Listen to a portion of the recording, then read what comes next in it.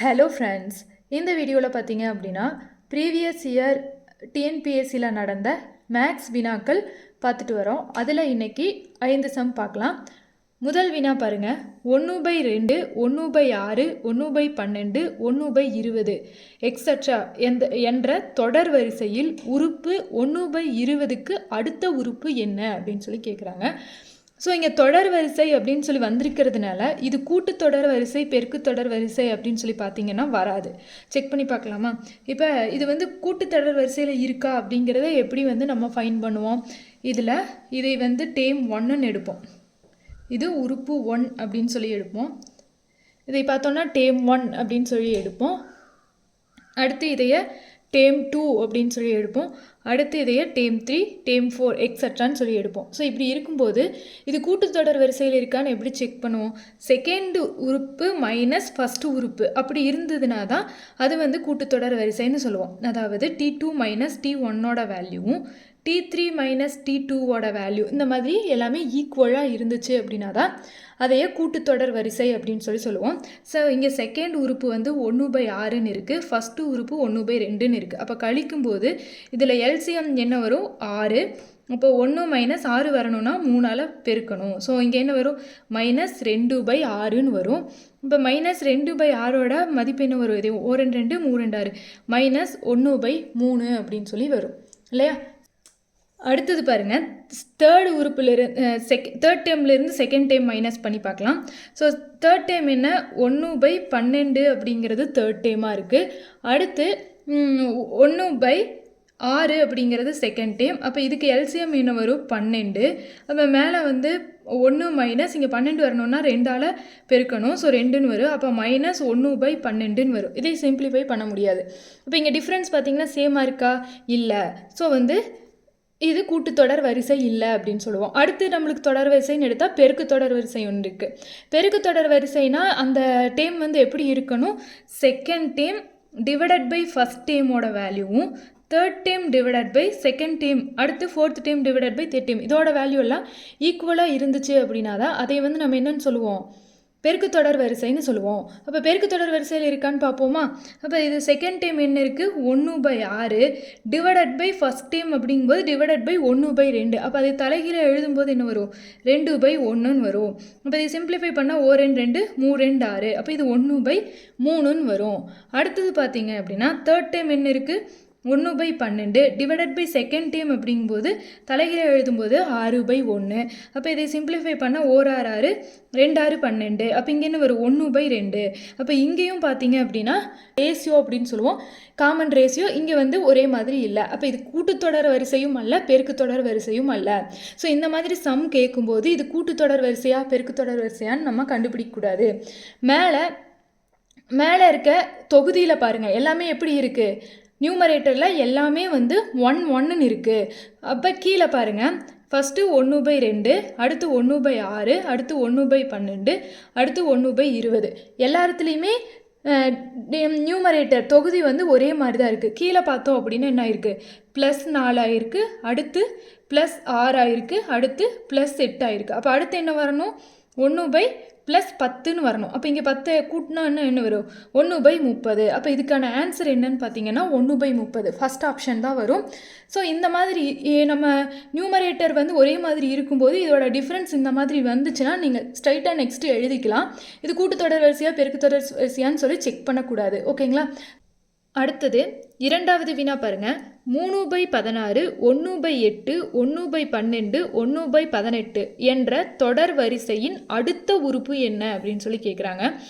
So இதுவும் நம்ம முன்னாடி பார்த்த சம்மே தான். ஆனால் இங்கே நல்லா நோட் பண்ணுங்கள், இங்கே கொடுத்துருக்க டேமில் ஃபஸ்ட்டு டேம் எப்படி இருக்குது? நியூமரேட்டர் தொகுதி மாறி இருக்குது, மற்றதெல்லாம் தான் 1ன்னு இருக்குது. அப்போ கண்டிப்பாக இது எப்படி இருக்குன்னா ஒன்று பெருக்கு தொடர் வரிசையாக இருக்கும், இல்லை அப்படின்னா கூட்டுத்தொடர் வரிசையாக இருக்கும். ஓகேங்களா? ஸோ வெறும் தொடர் வரிசைன்னு மட்டும் கொடுத்துட்டாங்க அப்படின்னா அது கூட்டுத்தொடர் வரிசையில் இருக்கா இல்லை பெருக்கு தொடர் வரிசையில் இருக்கான்னு கண்டிப்பாக செக் பண்ணணும். ஓகேங்களா? ஸோ ரெண்டில் ஏதாவது ஒன்று தான் இருக்கும். ஸோ ரெண்டில் ஏதாவது ஒன்று ஃபஸ்ட்டு செக் பண்ணணும். ஸோ இங்கே ஃபஸ்ட்டு நம்ம இது பெருக்கு தொடர் வரிசை. ஸோ பெருக்கு தொடர் வரிசை அப்படிங்கிறத எப்படி செக் பண்ணுவோம்? இது டேம் 1, டேம் 2, டேம் 3, டேர்ம் 4ன்னு சொல்லி எடுப்போம். அப்போ இது எப்படி இருக்கணும், second term divided by first டேர்ம்னு இருக்கணும்.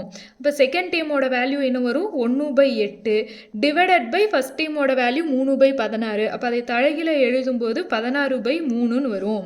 அப்போ இதை சிம்பிளிஃபை பண்ணோம் அப்படின்னா 1/8 2/8 16 அப்படின்னு சொல்லி வரும். அப்போ second term divided by first டேர்மோட வேல்யூ 2/3ன்னு வருது. அடுத்து இது செக் பண்ணணும், third term divided by second டேர்மோடது செக் பண்ணணும். அப்போ இங்கே தேர்ட் டேர்மோட வேல்யூ என்ன வருது, 1/12ங்கிறது தேர்ட் டேர்ம் பெருக்கல் 1/8 தலைகீழ எழுதும்போது 8/1. அப்போ இதை சிம்பிளிஃபை பண்ண என்ன வரும், 4 2 8 6 2 12 2 2 4 3 2 6. அப்போ இதுவும் 2/3.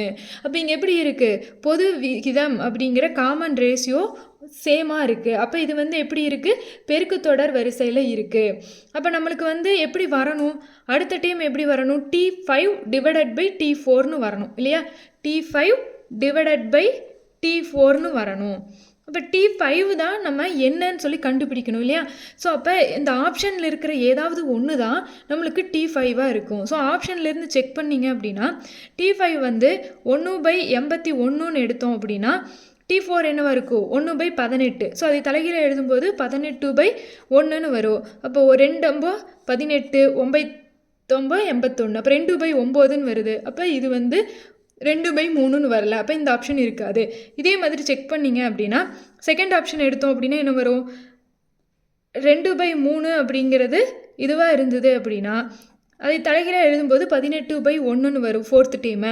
இப்போ இதை கேன்சல் பண்ணிங்க அப்படின்னா 6 3 18 1 3 3. அப்போ பெருக்கும்போது 12 அப்படின்னு வருது. அப்போ இதுவும் வந்து கண்டிப்பாக ஆன்சராக இருக்காது. இதே லாஸ்ட் ஆப்ஷன் எடுத்து பார்த்தீங்க அப்படின்னா என்ன வரும், 1/24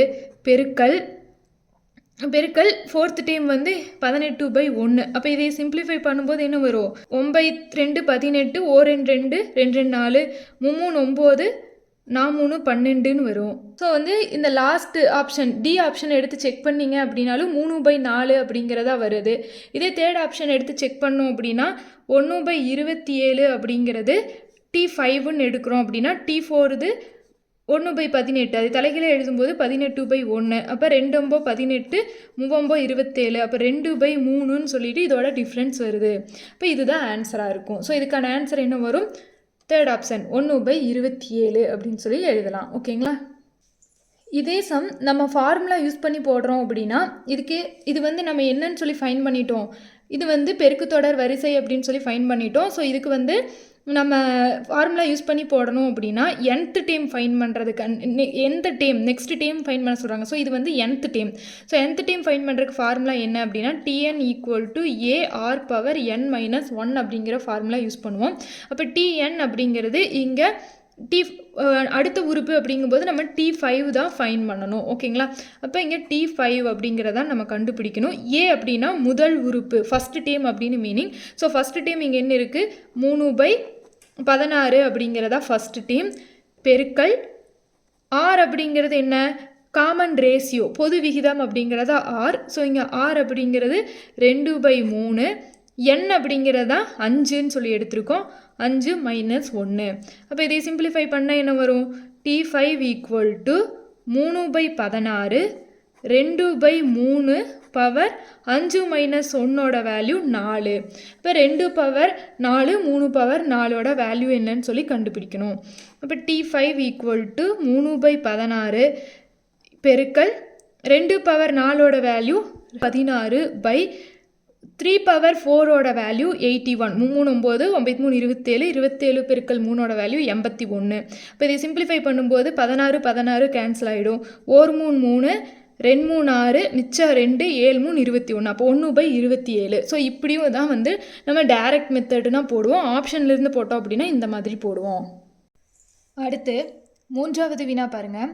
ரூபாய் 4000க்கு 5% ஆண்டு வட்டியில் ஆண்டுக்கொரு முறை வட்டி கணக்கிடப்படும் முறையில் 2 ஆண்டுகளுக்கு கிடைக்கும் கூட்டு வட்டி. ஸோ இங்கே வந்து என்ன கேட்டிருக்காங்க அப்படின்னா காம்பவுண்ட் இன்ட்ரெஸ்ட் வந்து ஃபைன் பண்ண சொல்லியிருக்காங்க, கூட்டு வட்டி ஃபைன் பண்ண சொல்லியிருக்காங்க. என்னென்ன டேட்டா கொடுத்துருக்காங்கன்னு பார்ப்போம். இப்போ கூட்டு வட்டியாக இருந்ததுனாலும் தனி வட்டியாக இருந்ததுனாலும் அதில் என்னென்ன டேட்டா இருக்கும் அப்படின்னு சொல்லி பார்த்தீங்கன்னா பிரின்சிபல் அசல் அப்படின்னு சொல்லுவோம். ஸோ பி வேல்யூ இருக்கும், பிரின்சிபல் அசல் அப்படின்னு சொல்லுவோம். ஓகேங்களா. அடுத்தது ஆர் ரேட் ஆஃப் இன்ட்ரெஸ்ட், வட்டி விகிதம் அப்படின்னு சொல்லுவோம். ரேட் ஆஃப் இன்ட்ரெஸ்ட் வட்டி விகிதம் அப்படின்னு சொல்லுவோம். Next n number of years, ஆண்டுகள், எவ்வளோ ஆண்டுகள் அப்படின்னு சொல்லிட்டு இருக்கும். அடுத்தது பார்த்தீங்க அப்படின்னா ஏ வேல்யூ. ஏங்கிறது என்ன அப்படின்னு பார்த்தீங்கன்னா, இப்போ ஒரு அமௌண்ட் வந்து நம்ம டெபாசிட் பண்ணுறோம், 2 வருஷத்துக்கு டெபாசிட் பண்ணுறோம் அப்படின்னா 2 வருஷம் கழித்து அதுக்கு 200 ரூபாய் இன்ட்ரெஸ்ட் வருதுன்னு வச்சுக்கோங்க. அந்த 2000 ரூபாயும் அந்த இன்ட்ரெஸ்ட்டும் சேர்ந்து அந்த 2200 தான் நம்ம ஃபைனல் அமௌண்ட் ஏ அப்படின்னு சொல்லுவோம். மெச்சூரிட்டி வேல்யூ, அதாவது மொத்த பணம் வந்து எவ்வளோ நம்மளுக்கு வந்து கிடச்சிருக்குமோ அது. சரிங்களா. மொத்த பணம் வந்து நம்மளுக்கு கடைசியில் கிடச்சிருக்கும் இல்லையா, அதுதான் வந்துட்டு ஏ ஃபைனல் அமௌண்ட் அப்படின்னு சொல்லுவோம். அடுத்தது ஐ அப்படிங்கிறது என்ன, வட்டி. ஐ அப்படிங்கிறது வட்டி. அது எஸ்ஐ அப்படின்னா சிம்பிள் இன்ட்ரெஸ்ட் தனி வட்டி, சிஐ அப்படின்னா காம்பவுண்ட் இன்ட்ரெஸ்ட் கூட்டு வட்டி. ஓகேங்களா. ஸோ வந்து இன்னும் ப்ரீஃபாக உங்களுக்கு தனி வட்டி கூட்டு வட்டி ரிலேட்டடாக வீடியோ வேணும் அப்படின்னா கீழே கமெண்ட்டில் சொல்லுங்கள், நான் வந்து உங்களுக்கு வீடியோ மேக் பண்ணுறேன். ஓகேங்களா. பேசிக்காக இதெல்லாம் தெரியணும். பீனா என்ன, ஆர்னா என்ன, என்னன்னா என்ன, ஏனா என்ன, ஐனா என்ன. ஓகேங்களா. ஸோ இப்போ பாருங்கள், இங்கே கிவனில் என்ன கொடுத்துருக்காங்க. ஸோ எத்தனை ரூபா வந்து இன்வெஸ்ட் பண்ணுறாங்க, 4000 ரூபா. ஓகேங்களா. 4000க்கு 5% ஆண்டு வட்டி. ஓகேங்களா. இப்போ 4000 அப்படிங்கிறது என்னென்னா, இங்கே பிரின்சிபல் அசல் தான் வந்து 4000. ரேட் ஆஃப் இன்ட்ரெஸ்ட் என்ன அப்படின்னு பார்த்தோம்னா 5% rate of interest.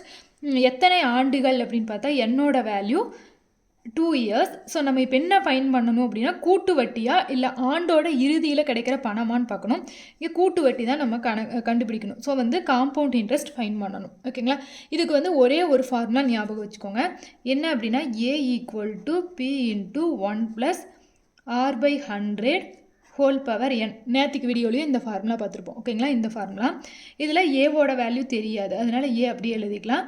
Principal amount 4000, 1 + R வந்து 5%, 5/100, n வந்து 2 ஆண்டுகளுக்கு. இப்போ இதை சிம்பிளிஃபை பண்ணால் என்ன வரும், கிராஸ் மல்டிப்ளிகேஷன் பண்ணால் 100 + 5/100 வரும். இப்போ 105/100 கிராஸ் மல்டிப்ளிகேஷன் பண்ணும்போது ஹோல் ஸ்கொயர்டு அப்படின்னா 2 டைம்ஸ் எழுதணும். ஸோ இன்னொரு டைம் 305/100ன்னு எழுதிக்கலாம். இப்போ இதை கேன்சல் பண்ணோம் அப்படின்னா என்ன வரும், இங்கே 2 0, இந்த 2 0 கேன்சல் ஆகிடுதுன்னு வச்சுப்போம். இந்த ஒரு 0, இந்த ஒரு 0 கேன்சல் ஆகிடும். 2 5 10, 2 5 10, 1 5 5, 1 2 2, 2 2 4 அப்படின்னு சொல்லிட்டு இதைய ஃபுல்லாக சிம்பிளிஃபை பண்ணிடலாம். இப்போ இங்கே 105 பெருக்கல் 2, 105 பெருக்கல் 2னா I 2 10, மிச்சம் 1, அடுத்து 1 2 2, 210ன்னு வரும். இதை பெருக்குனா இது கூட என்ன பெருக்கணும், 21 அப்படிங்கிறதையும் பெருக்கணும். ஸோ 21, இப்போ 210 பெருக்கல் 21 பெருக்கும்போது என்ன வரும், 0 1 2, 0 1 2 2 4. ஸோ இங்கே பார்த்தோம் அப்படின்னா 4410ன்னு கிடைக்குது. இப்போ இந்த 4410ங்கிறது என்ன, மொத்த தொகை. இந்த 2 வருடம் கழித்து நம்மளுக்கு இந்த தொகை வந்து கிடச்சிருக்கும். அப்போ இதில் 4000ங்கிறது நம்ம இன்வெஸ்ட் பண்ண அமௌண்ட். இது கூட நம்மளுக்கு எவ்வளோ வந்து வட்டி கிடச்சிருக்கு, 410 ரூபா கிடச்சிருக்கு. அப்போ இது 2 சேர்ந்தது தான் 4410. அப்போ இங்கே வட்டி கேட்குறதுனால இது அசல், இதோட வட்டி 410 ரூபா கிடச்சிருக்கு. அப்போ இது வந்து மொத்த தொகை அப்படின்னு சொல்லி எடுத்துக்கலாம். ஓகேங்களா. மொத்த பணம், மொத்த தொகை நம்மளுக்கு கிடச்சிது. அப்போ இதில் ஏவோட வேல்யூ 4410, பிரின்சிபல் 4000, வட்டி காம்பவுண்ட் இன்ட்ரெஸ்ட் என்ன அப்படின்னா 410. ஸோ இதற்கான விடை 410, செகண்ட் ஆப்ஷன். அடுத்து 4வது வினா பாருங்கள். If the word education is noted as FCWADQMKS, then the word school is noted as. So education அப்படிங்கிறது இந்த மாதிரி எழுதுகிறாங்க. அப்போ ஸ்கூல் அப்படிங்கிறத எந்த குறியீட்டால் எழுத முடியும் அப்படிங்கிறதா இங்கே வந்து கொஷின். ஓகேங்களா. ஸோ இந்த மாதிரி கேட்கும்போது நம்ம என்ன பண்ணணும் அப்படின்னா, ABCD 26 லெட்டர்ஸையும் நம்ம எழுதிக்கணும் இந்த மாதிரி. இப்போ இது எப்படி எப்போவுமே எழுதணும்னு பார்த்தீங்கன்னா, ஃபஸ்ட்டு 13 லெட்டர்ஸ் இந்த மாதிரி லைனாக எழுதிட்டு அதுக்கடுத்து இருக்க 13 லெட்டர்ஸை இப்படி ரிவர்ஸில் எழுதிக்கோங்க. அதுதான் வந்து எப்போயுமே நம்மளுக்கு ஃபைன் பண்ணுறதுக்கு ரொம்ப ஈஸியாக இருக்கும். ஸோ இந்த மாதிரி எழுதிட்டு இப்போ பாருங்கள், எஜுகேஷன் அப்படிங்கிறது எந்த மாதிரி இருக்குது, எஜுகேஷன் அப்படிங்கிறது வந்து எந்த மாதிரி மாறி இருக்குன்னு கொடுத்துருக்காங்க, FCWADQMKSன்னு சேஞ்ச் ஆகிருக்கு இல்லையா. ஸோ ஈங்கிறது வந்து இங்கே எத்தனாவது லெட்டர், 5வது லெட்டர்.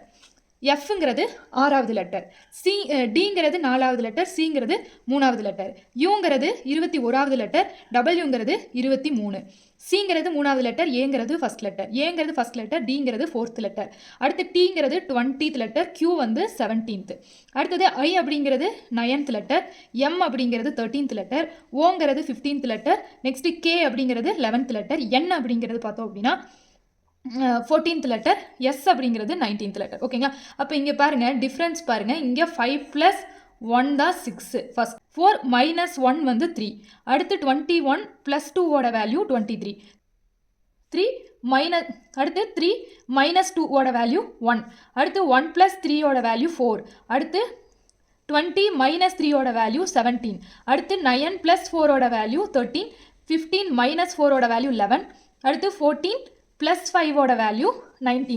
ஸோ இங்கே என்ன இருக்குது, +1 -1 +2 -2 +3 -3 +4 -4 இந்த மாதிரி வந்திருக்கு. அப்போ நம்மளுக்கு என்ன கேட்டிருக்காங்க, ஸ்கூல் அப்படிங்கிறத எந்த மாதிரி எழுதுவோன்னு கேட்குறாங்க.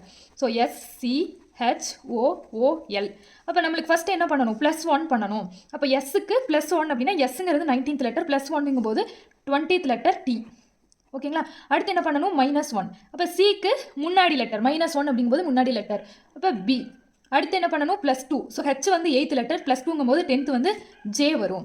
அடுத்து ஓங்கிறது -2 பண்ணணும். அப்போ ஓங்கிறது 15th லெட்டர், -2 அப்படிங்கும்போது 13th லெட்டர் எம் வரும். அடுத்து அதே மாதிரி ஓக்கு பார்த்தீங்க அப்படின்னா +3 பண்ணணும். அப்போ +3 பண்ணணும் அப்படின்னா 15th லெட்டர் ஓலிருந்து +3 அப்படின்னா ஆர் வரும். So r. அடுத்து என்ன பண்ணணும், -3 பண்ணணும். அப்போ -3 அப்படின்னா எல்லுங்கிறது எங்கே இருக்குது, 12th லெட்டர், 12லிருந்து -3 அப்படின்னா 9th லெட்டர் ஐ. ஸோ இங்கே என்ன வரும், ஐ. ஸோ அப்போ என்ன வரும், TBJMRIங்கிறது. ஸோ ஃபர்ஸ்ட் ஆப்ஷன் தான் கரெக்டான ஆன்சர்.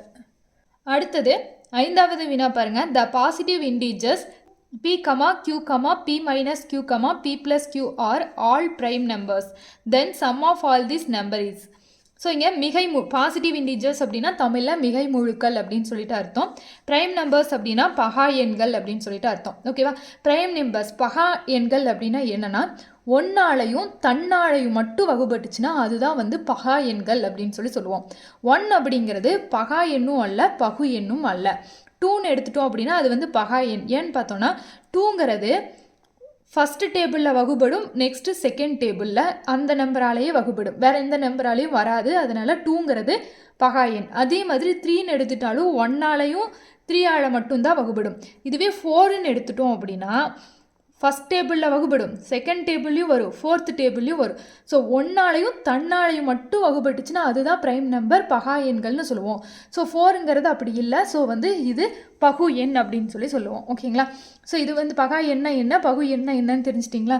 இப்போ என்ன கொடுத்துருக்காங்க, மிகை முழுக்கள் பாசிட்டிவ் இண்டீஜர் இது எல்லாமே எது, P, Q, அடுத்து P minus Q, P plus Qங்கிறதெல்லாம் ஒரு பாசிட்டிவ் இண்டீஜர்ஸ் அப்படின்னு சொல்லி கொடுத்துருக்காங்க. அது பாசிட்டிவ் இண்டீஜர், அதோட பார்த்தோம் அப்படின்னா பகா எண்கள் அப்படின்னு சொல்லி கொடுத்துருக்காங்க. அப்போ இங்கே நம்ம Pங்கிறது பாசிட்டிவ் இண்டீஜர் அப்படின்னா 2ங்கிறது என்னன்னு சொல்லி பார்த்தோம், பகா எண்ணு பார்த்தோமா. ஸோ Pங்கிறத 2ன்னு எடுத்தோன்னா, Qங்கிறத 3ன்னு சொல்லி எடுத்தோம் அப்படின்னா P மைனஸ் இது வந்து P, இது வந்து Qன்னு எடுத்தோன்னா P மைனஸ் Qனா 2 - 3ன்னு வரும், ஈக்குவல் டு -1. இங்கே என்ன கொடுத்துட்டாங்க, மிகை முழுக்கள் பாசிட்டிவ் இண்டீஜர்னு கொடுத்துட்டாங்க. ஸோ இதை வந்து நம்ம எடுக்க முடியாது. அடுத்தது அதுவே நம்ம கரெக்டாக எடுக்கிறோம் அப்படின்னு சொல்லி பார்த்தீங்கன்னா Pக்கு வேல்யூ 5 அப்படின்னும் Qக்கு வேல்யூ 2 அப்படின்னு சொல்லி எடுக்கிறோன்னா கரெக்டாக வரும். ஸோ Pயோட வேல்யூ 5 அப்படின்னா P மைனஸ் Qன்னு எடுக்கும்போது Pயோட வேல்யூ 5னும் Qவோட வேல்யூ 2ன்னு எடுத்தால் ஈக்குவல் டு 3ங்கிற ஒரு பகா எண் தான் கிடைக்குது. அதை தான் சொல்லியிருக்காங்க. ஆகியவை பகா எண்கள். அப்போ P மைனஸ் Qங்கிறதோட வேல்யூ 3. ஸோ அப்போ வந்து நம்மளுக்கு ஒரு பகா எண் தான் கிடைக்கிது, அதுவும் வந்து பாசிட்டிவில் தான் இருக்குது. ஓகேங்களா? அடுத்தது என்ன சொல்லியிருக்காங்க, P + Q அப்படிங்கும்போது Pயோட வேல்யூ 5, Qவோட வேல்யூ 2ன்னு போடும்போது 7. அப்போ இங்கே 5ங்கிறதும் பகா எண், 2ங்கிறது பகா எண், 3ங்கிறது பகா எண், 7ங்கிறது பகா எண் தான். ஓகேங்களா? ஸோ இந்த ரிசல்ட்டை நம்ம எடுத்த நம்பர்ஸ் சாட்டிஸ்ஃபை பண்ணுற மாதிரி எடுத்திருக்கோம். அப்போ அதோட கூடுதல் வந்து என்னன்னு கேட்குறாங்க. கூடுதல் அப்படிங்கும்போது எல்லாத்தையும் ஆட் பண்ணணுமா. ஸோ Pயோட வேல்யூ நம்ம என்ன எடுத்திருக்கோம், 5, Qவோட வேல்யூவை 2ன்னு எடுத்திருக்கோம். P மைனஸ் Qவோட வேல்யூ என்ன கிடச்சிது, 3ன்னு கிடச்சிருக்கு. P + Qவோட வேல்யூ 7ன்னு கிடச்சிருக்கு இல்லையா? அப்போ இதை கூட்டினோம் அப்படின்னா என்ன வரும், 7 3 10, 12 12 5 17. ஸோ கூட்டும்போது 17ன்னு கிடைக்குது. அப்போ 17 அப்படிங்கிறது நம்மளுக்கு என்னதான் ஒரு பகா எண் தான். அப்போ இதற்கான விடை என்னன்னு பார்த்தோன்னா பகா எண். 17 அப்படிங்கிறது ஃபஸ்ட்டு டேபிள்லேயும் அதே டேபிள் 17th டேபிளில் மட்டும்தான் வகுப்படும், வேறு எந்த டேபிள்லையும் வராது. ஸோ அப்போ அது வந்து ஒரு பகா எண் தான். ஓகேங்களா? ஸோ இந்த 5 சம்மும் உங்களுக்கு தெளிவாக புரிஞ்சிருக்கும் அப்படின்னு சொல்லி நினைக்கிறேன். அடுத்த வீடியோவில் இன்னும் 5 சம்ஸ் பார்க்கலாம். தேங்க்யூ.